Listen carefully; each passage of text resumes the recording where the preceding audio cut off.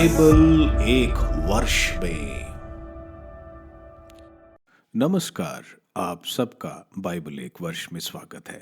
आप सब ने जो कदम उठाया है प्रभु के वचन सुनने के लिए, यह हमारे जीवन के अंधेरों को दूर करेंगे और हमें प्रभु के प्रकाश में चलाएंगे। आज हम निर्गमन ग्रंथ का अध्याय 31, लेवी ग्रंथ का अध्याय 20, 21 और स्रोत ग्रंथ का 119वां स्रोत वचन 121 से 176 तक सुनेंगे। प्रभु का वचन सुनने से पहले आइए हम ईश्वर से प्रार्थना करें। हे प्रभु, हम आपका वचन सुनने वाले हैं। हमारे मन की आंखें खोलें और हमें आध्यात्मिक प्रज्ञा दें ताकि हम आपको जान सकें और आपके वचन के अनुसार अपना जीवन जिए।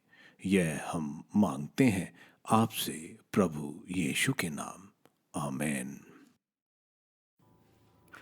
निर्गमन ग्रंथ अध्याय 31। कलाकार। प्रभु ने मूसा से कहा, मैंने यूदा वंशी उरी के पुत्र और हूर के पौत्र बसलैल को चुना है। मैंने उसे असाधारण प्रतिभा, प्रवीणता, ज्ञान और बहुविध कौशल प्रदान किए हैं। वह कलात्मक नमूने तैयार कर उन्हें सोने, चांदी और कांसे पर बना सकता है। वह मणियां काट कर उन्हें जड़ सकता है और लकड़ी पर खुदाई कर सकता है। वह हर प्रकार के शिल्प में प्रवीण है।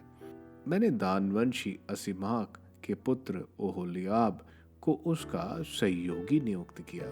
मैंने अन्य सभी शिल्पकारों का कौशल प्रदान किया जिससे वह सब बना सकें जिसके विषय में मैंने तुमको आदेश दिया, अर्थात दर्शन कक्ष, विधान की मंजूषा, उसका छादन फलक और तंबू की अन्य वस्तुएं, मेज, शुद्ध सोने का दीप वृक्ष और उनका सारा सामान, धूप की वेदी, होम बलि की वेदी और उसके सब पात्र, चिलमची और उसकी चौकी, बुने हुए वस्त्र, याजक हारून के लिए पवित्र वस्त्र और उसके पुत्रों के वस्त्र जब वे याजक का कार्य करते हैं, अभियंजन का तेल और पवित्र स्थान के लिए सुगंधित लोबान।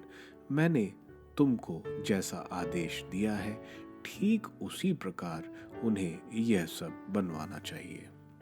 विश्राम दिवस।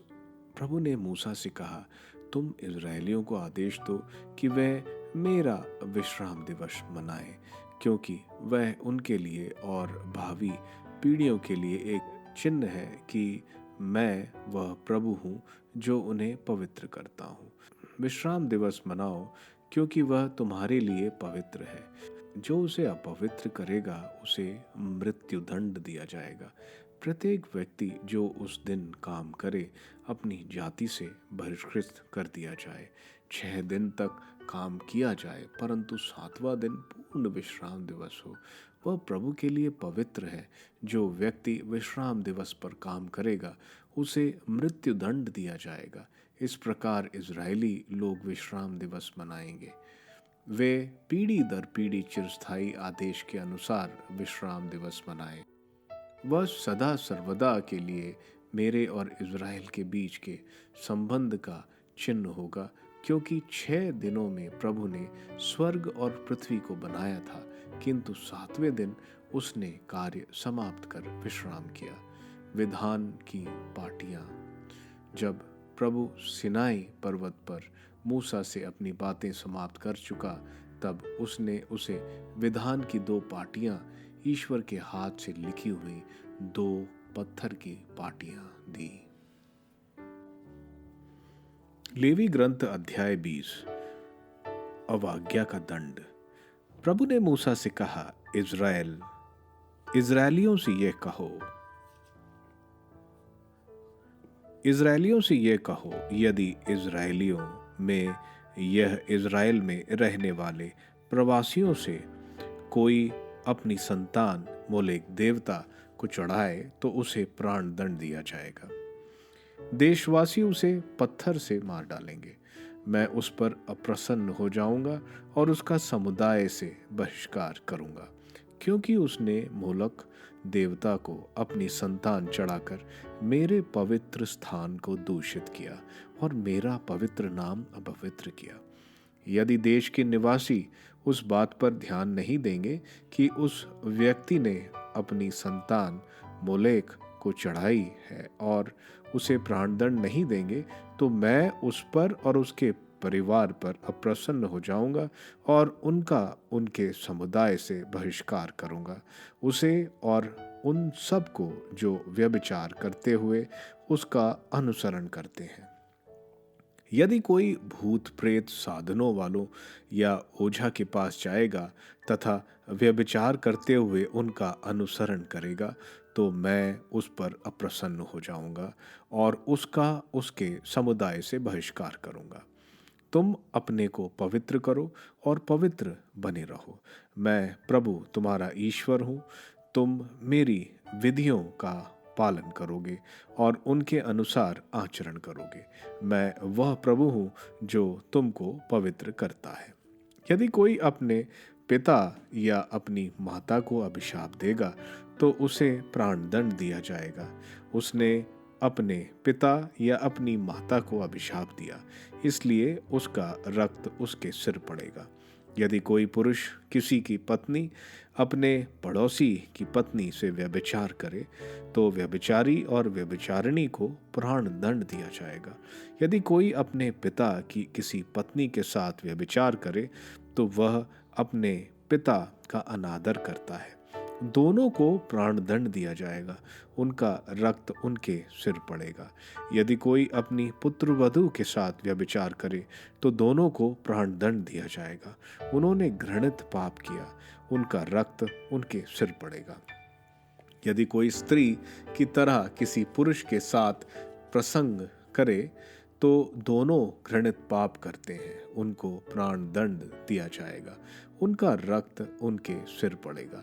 यदि कोई किसी स्त्री और उसकी माता दोनों के साथ विवाह करे, तो वह घृणित पाप है। उस पुरुष और दोनों स्त्रियों को आग में जलाया जाएगा। इस प्रकार का कुकर्म तुम लोगों में नहीं रहेगा।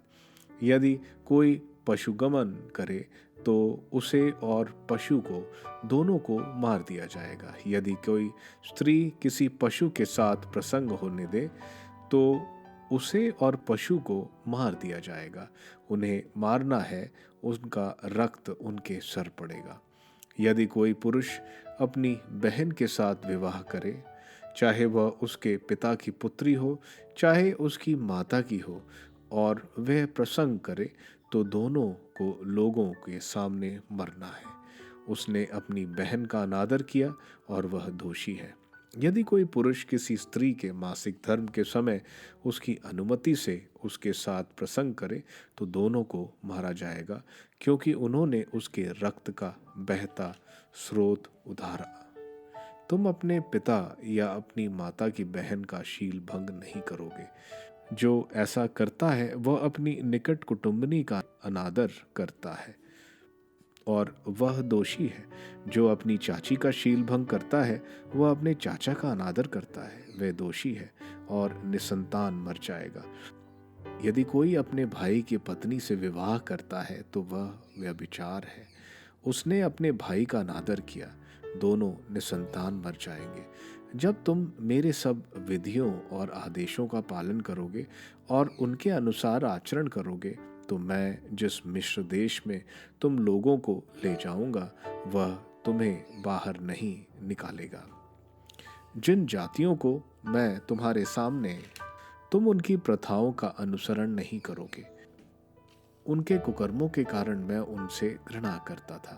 मैंने तुम लोगों से कहा, तुम उनके देश अपने अधिकार में करोगे। मैं उस देश को जहाँ दूध और मधु की नदियाँ बहती हैं, तुम लोगों को विरासत के रूप में देता हूँ। मैं प्रभु तुम्हारा ईश्वर हूँ।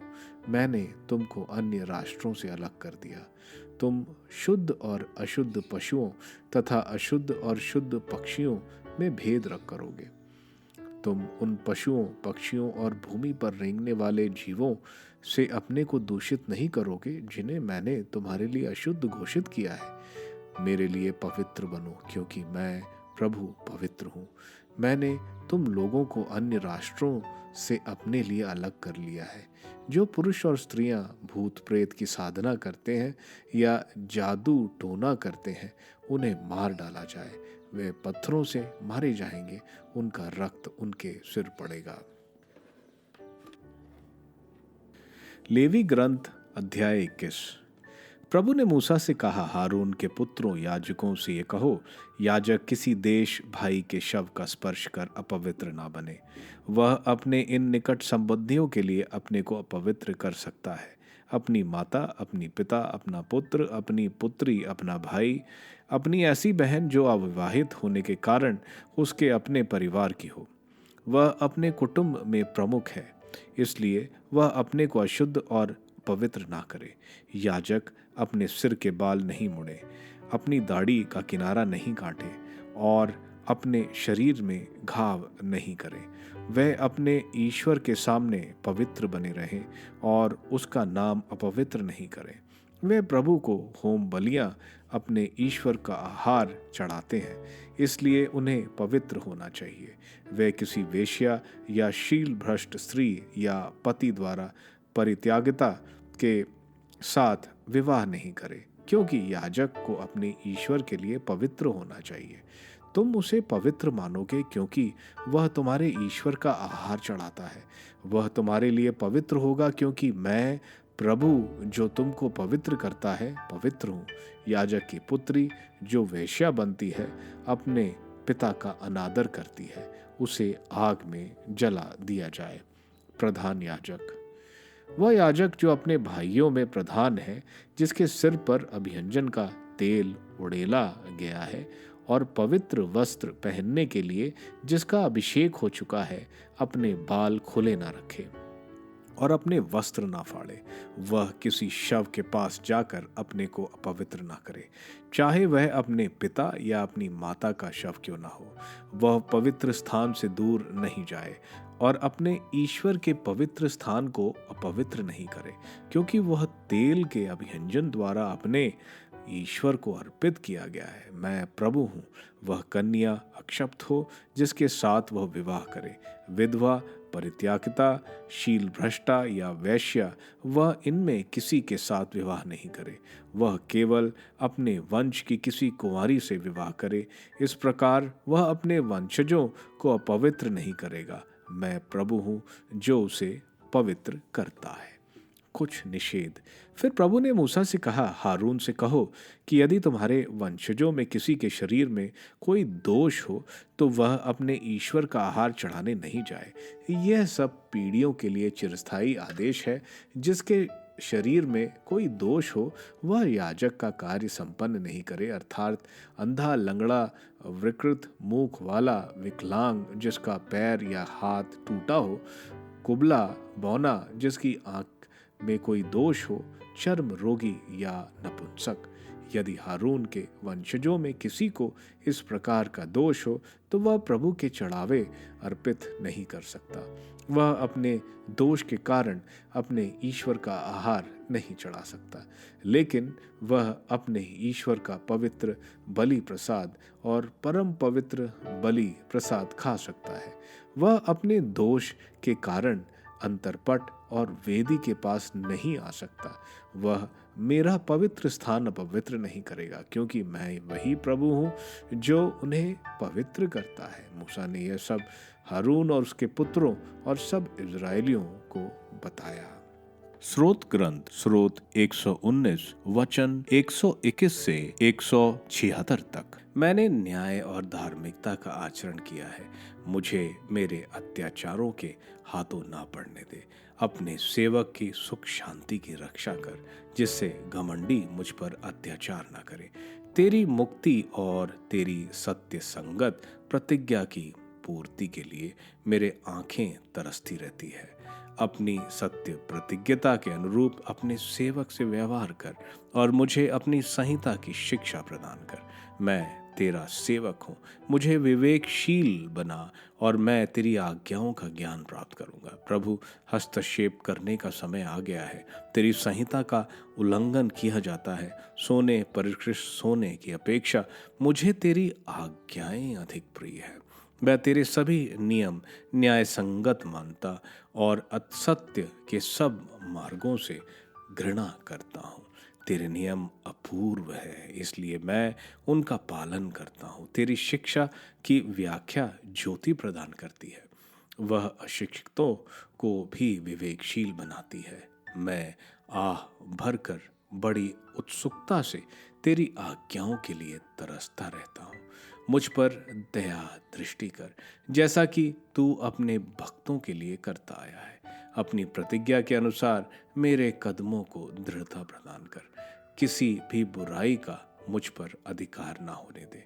मुझे मनुष्यों के अत्याचार से मुक्त कर, जिससे मैं तेरी आज्ञाओं का पालन करूं। अपने सेवक पर दया दृष्टि कर, मुझे अपने आदेशों की शिक्षा प्रदान कर। मेरी आंखों से आंसुओं की धारा बहने लगी, क्योंकि लोग तेरी संहिता का पालन नहीं करते। प्रभु, तू न्यायी है, तेरे निर्णय सही हैं। न्याय के अनुसार और पूरी सच्चाई से तूने अपने आदेशों की घोषणा की है। जब मेरे विरोधी तेरी शिक्षा भुलाते हैं, तो मेरा धर्मोत्सव मुझे खा जाता है। तेरी शिक्षा पूर्ण रूप से विश्वसनीय है, तेरा सेवक उसे प्यार करता है। दीनहीन और तिरस्कृत होने पर भी मैंने तेरे नियमों को नहीं भुलाया। तेरा न्याय चिरस्थायी न्याय है, तेरी संहिता मूर्तिमान सत्य है। मैं संकट और दुख से घिरा हुआ हूँ, तब भी तेरी आज्ञाएं मुझे आनंद प्रदान करती हैं। तेरे निर्णय न्याय युक्त और चिरस्थायी हैं।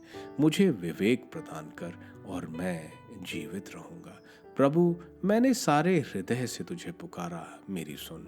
मैं तेरी संहिता का पालन करूंगा। मैंने तेरी दुहाई दी, मेरा उद्धार कर, और मैं तेरे आदेशों का पालन करूंगा। मैं भोर से पहले तुझे पुकारता हूँ, तुझे तेरी प्रतिज्ञा का भरोसा है। तेरी शिक्षा का मनन करने के लिए मेरी आंखें रात के पहरों से खुली रहीं। अपनी सत्य प्रतिज्ञता के अनुरूप मेरी सुन। प्रभु, अपने निर्णय के अनुसार मुझे नवजीवन दे। तेरी संहिता की अपेक्षा करने वाले दुष्ट अत्याचारी मेरे निकट आ रहे हैं। प्रभु, तू भी तो निकट है, तेरे सब आज्ञाएं विश्वसनीय हैं। मैं बहुत पहले से यह जानता हूँ कि तूने सदा के लिए अपनी शिक्षा स्थापित की है। मेरी विपत्ति पर दृष्टि डाल और मेरा उद्धार कर, क्योंकि मैंने तेरी संहिता को नहीं बुलाया। मेरे पक्ष का समर्थन कर और मेरी रक्षा कर। अपनी प्रतिज्ञा के अनुसार मुझे नवजीवन प्रदान कर। मुक्ति विधर्मियों से दूर है, क्योंकि उन्होंने तेरी संहिता की उपेक्षा की। प्रभु, तेरी कृपा असीम है, अपने निर्णय के अनुसार मुझे नवजीवन दे। मेरे अत्याचारी और विरोधी अनेक हैं, किंतु मैं तेरी संहिता से विमुख नहीं हुआ। विश्वासघातियों को देखकर मुझे घृणा होती है, क्योंकि उन्होंने तेरी शिक्षा का पालन नहीं किया। देख कि मैं तेरे आदेशों से कितना अनुराग करता हूँ। प्रभु, अपनी सत्य प्रतिज्ञता के अनुरूप मुझे नवजीवन दे। तेरी शिक्षा सत्य पर आधारित है, तेरे न्याय का प्रत्येक निर्णय अपरिवर्तनीय है। शासकों ने मुझ पर अकारण अत्याचार किया, किंतु मेरा हृदय केवल तेरी शिक्षा का उल्लंघन करने से डरता है। मैं तेरी प्रतिज्ञा के कारण वैसा ही आनंदित हूँ, जैसे कोई बड़ा खजाना मिलने पर आनंदित है। मैं सारे हृदय से असत्य से घृणा करता हूँ, तेरी संहिता ही मुझे परम प्रिय है। मेरे न्याय मुक्त निर्णयों के कारण मैं दिन में 7 बार तेरी स्तुति करता हूँ। तेरी संहिता के प्रेमियों को अपार शांति प्रिय है, वह कभी विचलित नहीं होते। प्रभु, तुझसे मुक्ति का भरोसा है। मैं तेरी आज्ञाओं का पालन करता रहा, मैं तेरे आदेशों को पूरा करता रहा, मैं उनको बहुत प्यार करता रहा। तू मेरा आचरण जानता है, तू जानता है कि मैं तेरी संहिता का पालन करता आया हूँ। प्रभु, मेरी पुकार तेरे पास पहुँचे। अपनी प्रतिज्ञा के अनुसार मुझे विवेक प्रदान कर। मेरी विनती तेरे पास पहुँचे। अपने वचन के अनुसार मेरा उद्धार कर। मेरे कंठ तेरे स्तुतिगान करता रहे, क्योंकि तू मुझे अपनी संहिता की शिक्षा देता है। मेरी वाणी तेरे आदेशों का स्तुतिगान करती रहे, क्योंकि तेरी सब आज्ञाएं न्याय युक्त हैं। तेरा हाथ मेरी सहायता के लिए तत्पर रहे, क्योंकि मैंने तेरे नियम चुने हैं। प्रभु, मुझे तुझसे मुक्ति का भरोसा है। मुझे तेरी संहिता से अपार आनंद मिलता है। मैं तेरी स्तुति करने के लिए जीवित रहूं। तेरी आज्ञाएं मेरा पथ प्रदर्शन करती रहे। मैं खोई हुई भेड़ की तरह भटक रहा हूं। अपने सेवक को खोज ले, क्योंकि मैंने तेरी आज्ञाएं नहीं भुलाई। निर्गमन ग्रंथ के 31वें अध्याय में हम देखते हैं प्रभु का निवास स्थान बनाने के लिए बेजलेल, जो हूर का पोता था और हूर कैलब का पुत्र था। बजलेल का मतलब है प्रभु की परछाई में, यानी सुरक्षा में। दूसरा ओहलियाब, जो दान वंशी था। इसके अलावा ओहलियाब के बारे में कुछ लिखा नहीं है। ये दोनों प्रभु के निवास को बनाने के लिए मूसा को दिए गए। पुराने विधान में प्रभु की आत्मा किसी व्यक्ति के ऊपर थोड़े समय के लिए आती है, कुछ महत्वपूर्ण कार्य करने के लिए। लेकिन यहाँ हम पहली बार देखते हैं उन दोनों में पवित्र आत्मा का वास था। प्रभु ने असाधारण प्रतिभा और कौशल दिया था कि वह मंदिर के सब चीजों को बना सकें, और प्रभु मूसा को यही आदेश देते हैं। प्रभु इज़राइल के लोगों को चिरस्थायी आदेश देते हैं कि वे पीढ़ी दर पीढ़ी विश्राम दिवस मनाएं।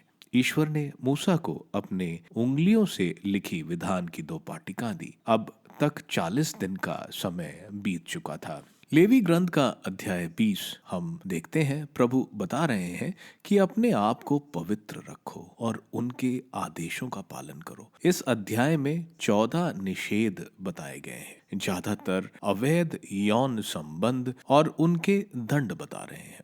अमोनियों के देवता मोलेक को जो भी अपने बच्चों की बलि चढ़ाएगा उसको प्राण दंड दिया जाएगा। उस समय यह प्रथा काफी प्रसिद्ध थी जो कानान के देशवासी करते थे। अगर कोई अपने माँ बाप के साथ बहुत बुरा व्यवहार करता है उसको मृत्यु दी जाएगी, क्योंकि उनसे ही जीवन मिला है। इसके साथ साथ गलत यौन संबंध की सजा जिसमें दोनों ने मिलकर पाप किया है, उन दोनों को प्राण दंड दिया जाएगा। प्रभु बोल रहे हैं अपने आप को अलग करो, क्योंकि मिस्र में और कानान देश में व्यभिचार की यह प्रथा बहुत आम थी। प्रभु बोल रहे हैं कि मैं तुम्हें वो देश दूंगा जहां दूध और मधु की नदियां बहती हैं। प्रभु बोल रहे हैं कि इज़राइल को उन्होंने अन्य राष्ट्रों से अलग कर लिया है। अध्याय 21 में याजकों की पवित्रता के बारे में बताया गया है। याजकों की पवित्रता का स्तर ऊपर रखा गया है क्योंकि वे प्रभु के मंदिर में सेवा करते हैं।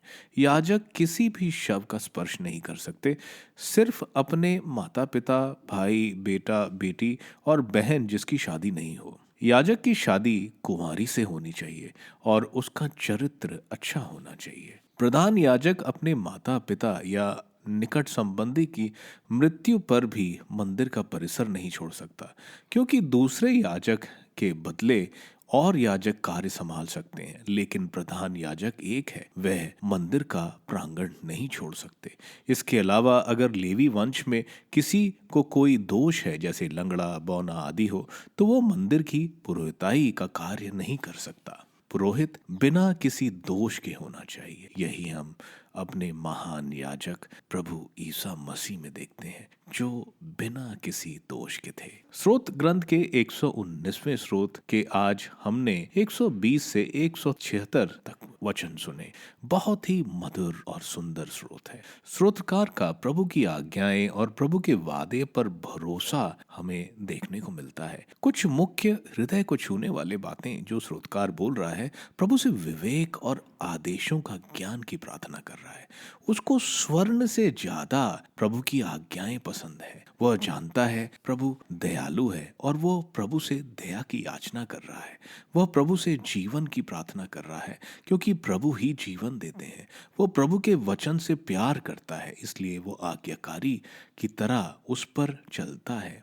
वो विवेक की प्रार्थना कर रहा है, क्योंकि प्रज्ञा और विवेक प्रभु ही देते हैं। जैसा हम संत याकूब के पत्र अध्याय 1 वचन 5 में देखते हैं, जिसको प्रज्ञा की कमी है वो ईश्वर से मांगे, प्रभु उदारता से प्रज्ञा देगा। अंत में स्रोतकार कह रहा है, मैं खोई हुई भेड़ हूँ, प्रभु मुझे खोजें। प्रभु यीशु ही सच्चे चरवाहे हैं, जो 99 भेड़ छोड़कर अपनी खोई हुई भेड़ को ढूंढते हैं। इसलिए उसे विश्वास है कि प्रभु उसे खोज लेंगे।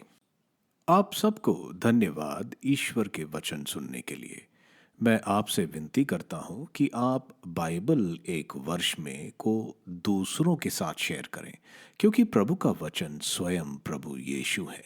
प्रभु को दूसरों को देने वालों को प्रभु की आशीष जरूर मिलेगी। मैं आप सबका बड़ी बेसब्री से कल इंतजार करूंगा। धन्यवाद।